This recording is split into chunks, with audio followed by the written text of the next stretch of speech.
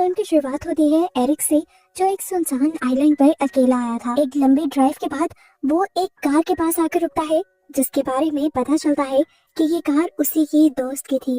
वो कार से उतरकर अपनी कार में से एक रेड बैग निकालता है और इन दोनों कार्स के नंबर प्लेट्स को चेंज कर देता है, जिसके बाद वो दोनों गाड़ियों में से फिंगरप्रिंट रेस करता है और आगे का सफर पैदल ही करने लगता है। वो समुद्र के किनारे एक घर के पास पहुंचा था। अपनी गन निकालते हुए वो पूरे घर को सर्च करता है, लेकिन यहाँ पर उसे कोई भी नहीं मिलता। पता चलता है कि वो यहाँ पर एक डिनीस नाम की औरत को ढूंढ रहा था, लेकिन यहाँ पर तो कोई था ही नहीं। एकदम से उसे लगता है कि जैसे किसी ने उसे पुकारा है। वो घर से बाहर जाकर देखता है, लेकिन यहाँ दूर दूर तक कोई नहीं था। उसे दोबारा वही आवाज आती है और अब वो आवाज का पीछा करते हुए समुद्र के किनारे पर पहुँचता है, जहाँ उसे एक मेटल का बैग दिखता है और करीब ही पड़ा बहुत सारा खून भी दिखता है।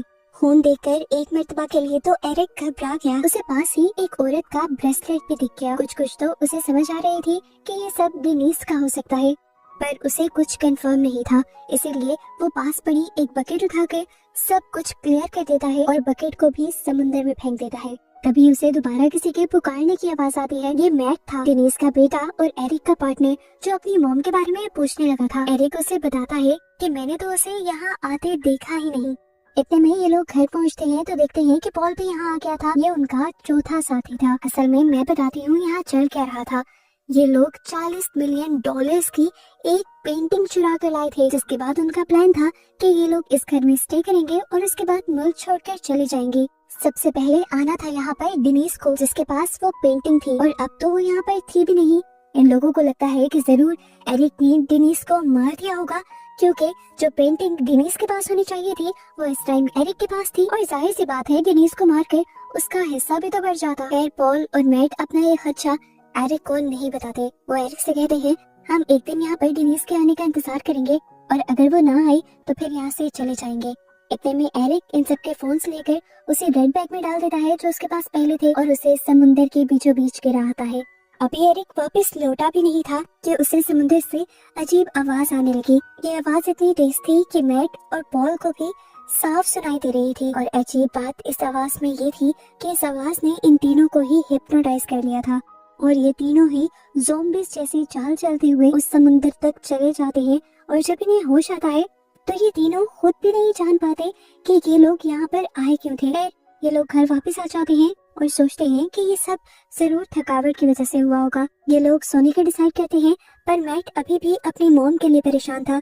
पॉल उसे हौसला देता है और कहता है, वेट करते हैं, शायद कल तक तुम्हारी मॉम आ जाए। रात में अब पॉल एरिक के पास आता है और उससे सवाल करता है, सच बताओ, कहीं तुमने तो डिनीस को नहीं मार दिया? डिनीस से अपना और एरिक का रिश्ता छुपाने के लिए एरिक पॉल को यकीन दिलवाता है कि मैंने ऐसा कुछ नहीं किया। अंदर हम मैट को देखते हैं, जो जब नहाकर बाहर निकलता है तो उसे खून से भरी वही बकेट नजर आती है जिसे एरिक ने समुद्र में फेंक दिया था। बकेट को देखकर वो परेशान हो जाता है और जैसे ही उसके अंदर हाथ डालता है तो बकेट के अंदर से उसकी मॉम डिनीस का ब्रेसलेट भी निकल आता है। इस ब्रेसलेट को देखकर वो गुस्से से पागल हो जाता है और उसका शक यकीन में बदलने लगता है कि जरूर एरिक ने ही उसकी मॉम को मार दिया है। मैट एरिक के ऊपर जोर जोर से चिल्लाने लग जाता है और पॉल उसे काम डाउन करने की कोशिश करता है। ये तीनों इस टाइम बहस में ही लगे हुए थे कि अचानक से इनके दरवाजे पर जोर जोर से नॉक होने लगी।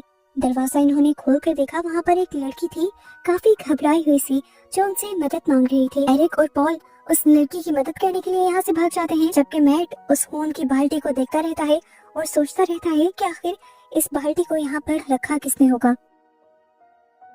जैसे ही एरिक और पॉल उस लड़की की मदद करने के लिए समुद्र के किनारे पहुँचते हैं तो देखते हैं कि वहाँ उनकी एक दोस्त बिल्कुल मरने की हालत में पड़ी हुई थी। एरिक उस लड़की को सीपीआर देता है और होश दिला देता है, जिसके बाद एरिक उस लड़की को उठाकर अपने घर ले आता है।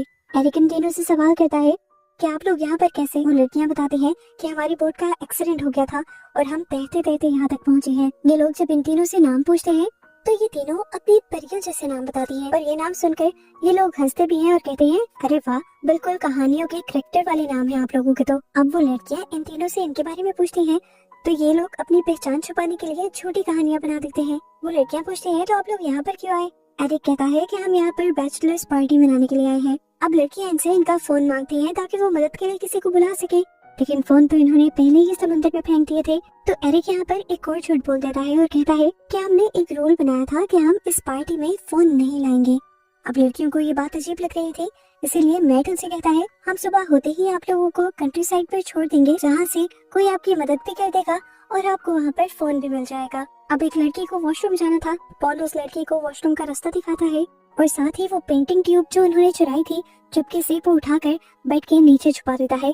और तभी उसकी नजर उस रेड बैग पर भी पड़ जाती है जो एरिक ने समुंदर के अंदर गिराया था। अजीब बात थी, वो बैग अब घर के अंदर था। पॉल इस टाइम ज्यादा सोचता नहीं और उस बैग को भी उठाकर बेड के नीचे छुपा देता है। पॉल घबराया हुआ मैट को किचन में लेकर जाता है और उसे बताता है कि मुझे लग रहा है कि एरिक हमारे साथ गेम खेल रहा है, क्योंकि जो बैग हमने एरिक को दिया था समुद्र में फेंकने के लिए वो बैग अब घर पे है और उसके अंदर सारा सामान वैसे का वैसा ही है। ये सुनकर मैट गुस्से से पागल होने लग जाता है और अब उसे यकीन हो जाता है कि जरूर एरिक उन्हें धोखा देने वाला है और उसी ने डिनीज को मारा है। जब एरिक उन्हें घबराया हुआ देखकर उनकी बातें सुनने के लिए आता है तो मैट उसे बहुत बुरा भला कह देता है।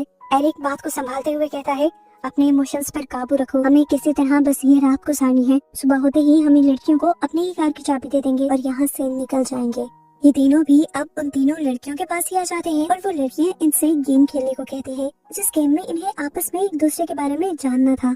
एक लड़की यहाँ पर इन्हें बताती है कि वो दो प्रिंसेस हैं और उसकी बात सुनकर ये तीनों हंसने लग जाती है।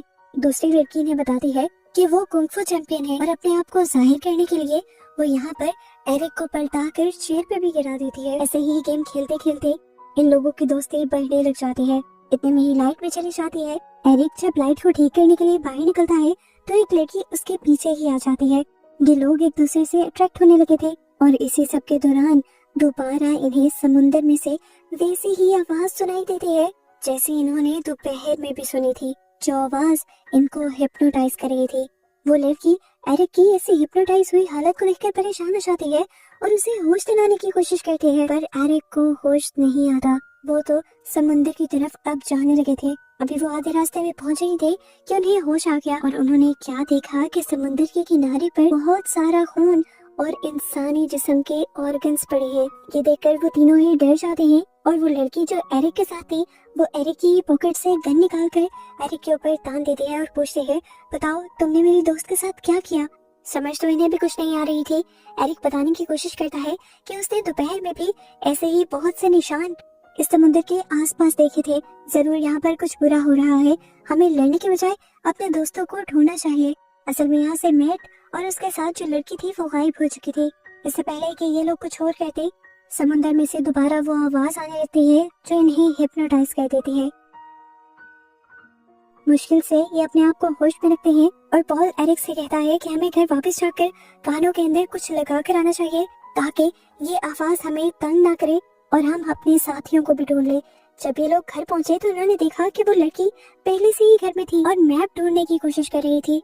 एरिक को अब उसी के ऊपर शक होने लगता है कि जरूर वही ये सब तो नहीं कर रही। वो उसके ऊपर गन तान देता है और तभी समुंदर से दोबारा आवाजें आने लगती हैं।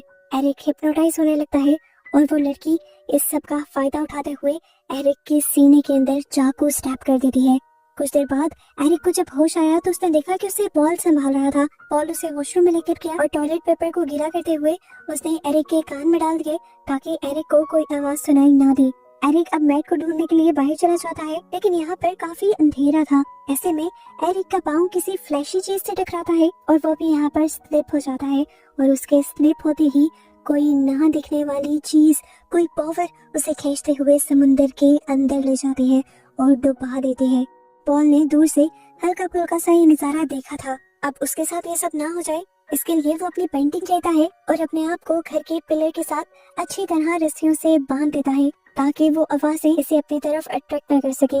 आवाजें तो बहुत आई पर इन रस्सियों ने अपना काम दिखाया। पॉल के हिप्नोटाइज होने के बावजूद भी पॉल समुंदर की तरफ नहीं बढ़ा। सुबह हो जाती है, पॉल को होश आ जाता है। वो अपने आप को रस्सियों से आजाद करता है और तभी उसके माइंड के फ्लैशबैक सीन से हमें पता चलता है कि पॉल ने पहले ही पुलिस को एरिक की तस्वीर देते हुए उनके यहाँ आने का बता दिया था, क्योंकि उसे एरिक पर यकीन नहीं था। उसे लगता था कि एरिक जरूर उसे धोखा देगा। वो एरिक को पकड़वाना चाहता था लेकिन यहाँ आकर तो खुद भी फंस गया। थोड़ी देर बाद उसने देखा कि वो तीनों लड़कियां समुंदर के बिल्कुल बीच में खड़ी हुई गाना गाते हुए उसे अपनी तरफ बुला रही थी। ये वैसी ही मिलती जुलती आवाजें थी जिसे ये लोग पहले सुन रहे थे।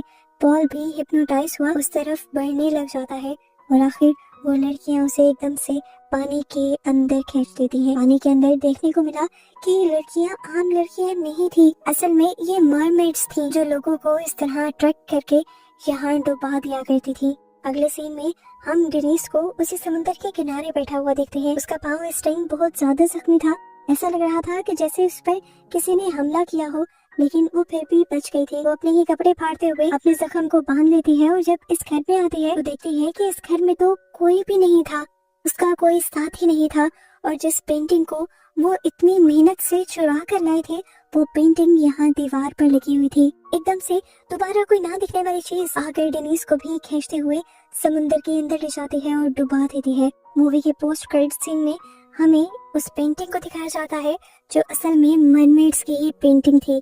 ये सिर्फ एक पेंटिंग नहीं थी, बल्कि इस पेंटिंग के अंदर पूरी कहानी बसी हुई थी, जिस कहानी का ये सब भी हिस्सा बन जाते हैं। और इसी के साथ ये मूवी यहाँ पर खत्म हो जाती है।